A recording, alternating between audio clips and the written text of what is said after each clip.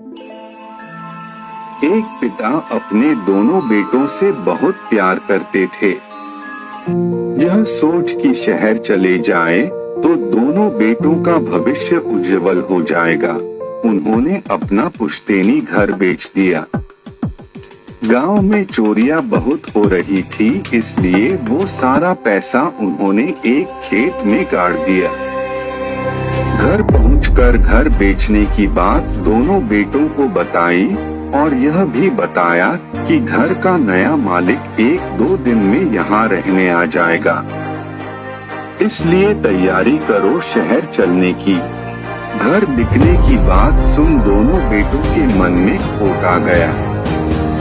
दोनों सोचने लगे कि क्यों न मैं ही सारा पैसा हड़प लूं।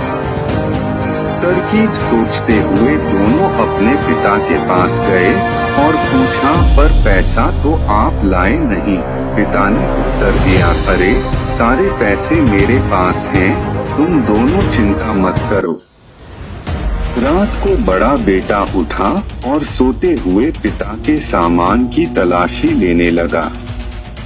तभी छोटा बेटा भी वहां पैसा ढूंढते हुए पहुंच गया। एक दूसरे को देख दोनों घबरा गए। तब फुसफुसाते हुए दोनों ने तय किया कि इस बूढ़े पिता को साथ ले जाकर क्या करेंगे, क्यों न हम दोनों मिलकर पैसा ढूंढे। जब पैसा मिल जाएगा तो उसका बराबर बंटवारा कर शहर भाग जाएंगे।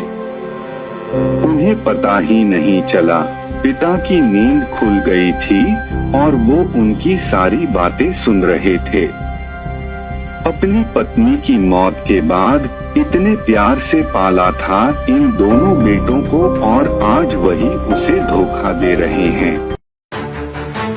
अगले दिन उन्होंने सारा पैसा जमीन से निकाला और एक वृद्धाश्रम को दान कर दिया।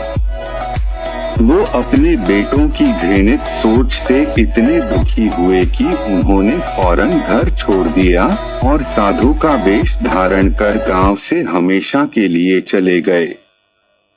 दूसरे दिन नया मकान मालिक आया और उसने दोनों बेटों को घर से निकाल दिया। अब दोनों के पास ना पिता था, ना घर था और ना ही पैसा।